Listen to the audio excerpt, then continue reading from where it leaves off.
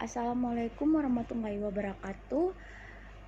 Kami dari kelompok 2 pada kesempatan kali ini akan menjelaskan materi tentang perubahan sosial dan budaya.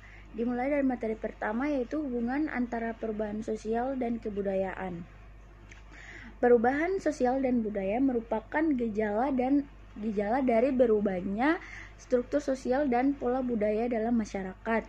Perubahan sosial dan budaya merupakan gejala yang sering terjadi di setiap waktu pada masyarakat. Manusia selalu mengalami perubahan, karena perubahan itu merupakan sifat dasar dari seorang manusia yang selalu ingin mengalami perubahan, seperti perubahan dalam pola pikir, sikap, kehidupan untuk menjadi manusia yang lebih baik lagi. Kemudian perubahan sosial dan kebudayaan itu ada hubungan timbal balik, yaitu contohnya gini, pada saat kita lahir kita membutuhkan bantuan dari manusia lain, begitupun saat nanti kita meninggal kita juga membutuhkan bantuan dari manusia lain. Itu adalah hubungan timbal balik antara sosial dan budaya. Kemudian perubahan sosial dan budaya memiliki keterikatan yang erat. Tentunya perubahan sosial yang terjadi akan memberikan pengaruh kepada perubahan budaya juga. Kemudian kita tuh tidak mudah dalam memisahkan antara perubahan sosial dan budaya, dikarenakan tidak ada suatu masyarakat yang tidak mempunyai kebudayaan. Begitupun sebaliknya, tidak ada kebudayaan yang tidak masuk dalam masyarakat. Selanjutnya, perubahan antara sosial dan budaya dapat dilihat dari arahnya. Perubahan sosial mengarah kepada perubahan dalam segi struktur dan hubungan sosial. Sedangkan perubahan budaya merupakan perubahan dalam segi budaya masyarakat. Perubahan sosial terjadi dalam segi distribusi umur, kelompok, lingkaran pendidikan, yaitu tingkatan pendidikan atau jenis pendidikan dan tingkat kelahiran penduduk. Sedangkan perubahan kebudayaan yaitu penemuan dan penyebaran masyarakat, perubahan konsep nilai asusila dan moralitas. Selanjutnya ada karakteristik yang harus dimiliki karakteristik yang mengaitkan suatu perubahan dengan perubahan sosial yang lainnya.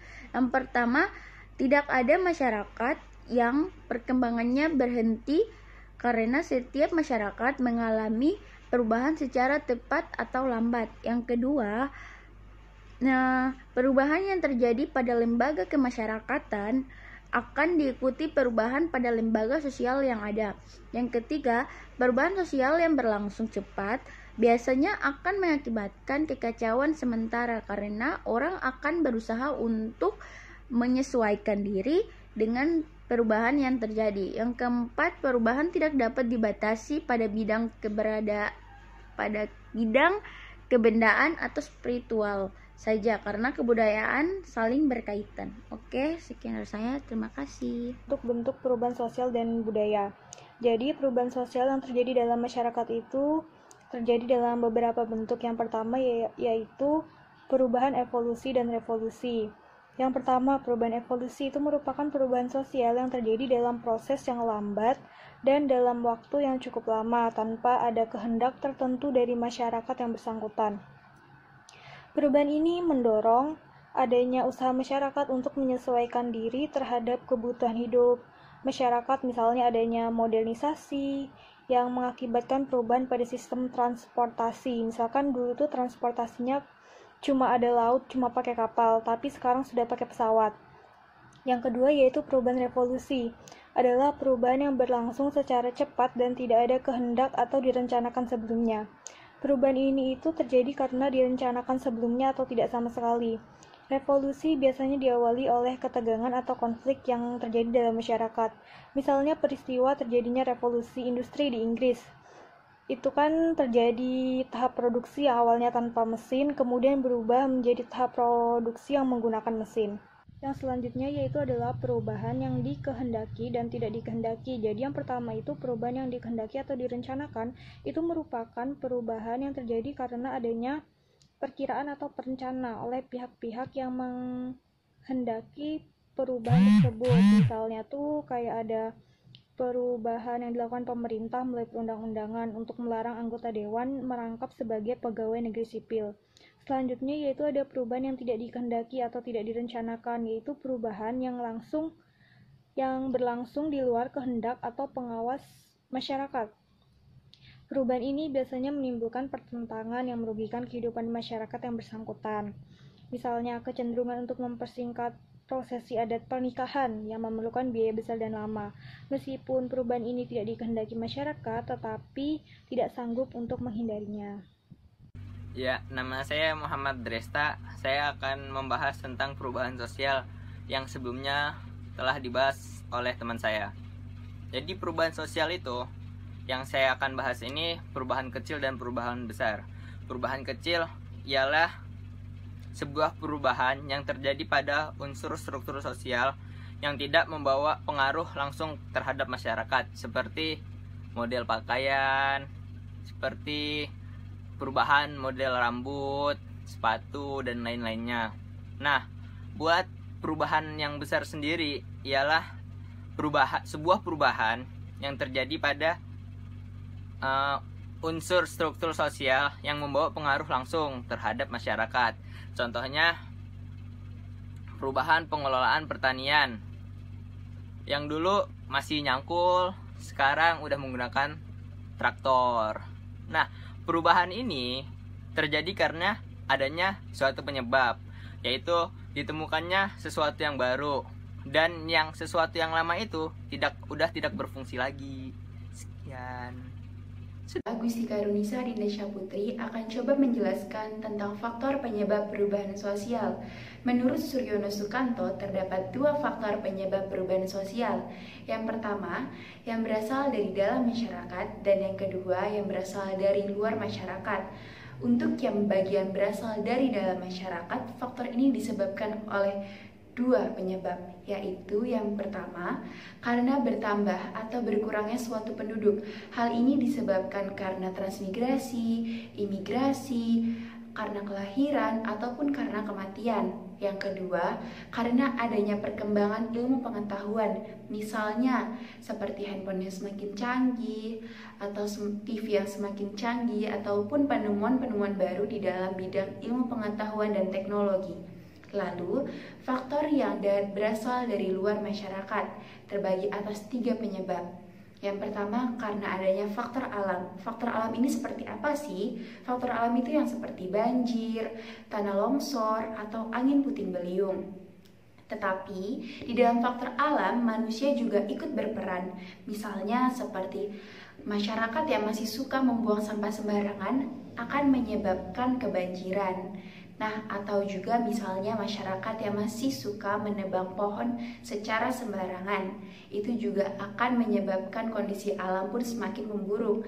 Nah, yang kedua, karena kondisi peperangan. Kok bisa sih peperangan bisa menyebabkan perubahan sosial? Ya, karena pada saat peperangan, masyarakat mulai meninggalkan tatanan nilai dan norma sosial mereka. Padahal, dalam suatu tatanan kehidupan bermasyarakat, nilai dan norma sosial itu sangatlah penting karena itu yang mengatur jalannya kehidupan mereka. Nah, lalu yang ketiga, ada karena faktor budaya lain yang masuk. Misalnya karena adanya komunikasi dari satu budaya dan budaya lainnya, itu akan menyebabkan suatu perubahan budaya baru. Nah, misal nih, budaya A ketemu sama budaya B, maka akan terjadi komunikasi. Apalagi budaya A budayanya tidak terlalu kuat dan tidak terlalu mengikat, maka akan secara cepat terkontaminasi oleh budaya baru, yaitu budaya B. Selanjutnya, saya akan menjelaskan tentang proses-proses perubahan sosial. Perubahan sosial memiliki 4 proses. Yang pertama adalah difusi. Difusi merupakan penyebaran kebudayaan dari suatu kelompok atau individu kepada masyarakat atau dari suatu masyarakat ke masyarakat lainnya. Dari pengertian yang sudah saya jelaskan, kita dapat membagi difusi menjadi dua macam. Yang pertama adalah difusi intramasyarakat dan yang kedua ada difusi antar masyarakat. Difusi intramasyarakat adalah proses penyebaran kebudayaan dari suatu kelompok atau individu kepada masyarakat, dan difusi antar masyarakat adalah proses penyebaran unsur-unsur kebudayaan dari masyarakat kepada masyarakat lainnya. Proses perubahan sosial yang kedua adalah akulturasi. Akulturasi merupakan proses pencampuran kebudayaan tanpa menghilangkan unsur-unsur kebudayaan yang lama. Misalnya, suatu masyarakat dihadapkan dengan kebudayaan yang asing atau kebudayaan yang baru. Kemudian masyarakat tersebut akan menyaring kembali kebudayaan yang baru, lalu kemudian akan dicampur dengan kebudayaan lama. Setelah proses perubahan, difusi, dan akulturasi, kemudian ada asimilasi.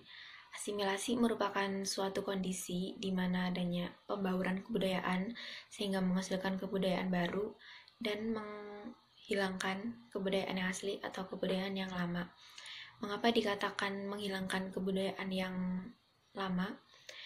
Karena asimilasi ini merupakan proses interaksi sosial dalam kurun waktu yang lama yang melibatkan dua masyarakat dengan dua kebudayaan yang berbeda-beda.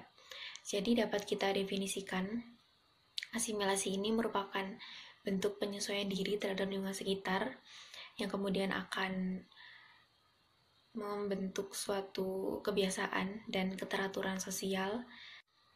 Kemudian ada akomodasi. Akomodasi merupakan suatu keadaan yang menunjuk terciptanya keseimbangan antara hubungan-hubungan sosial antara individu dan antar kelompok sehubungan dengan norma-norma dan nilai-nilai yang ada di masyarakat.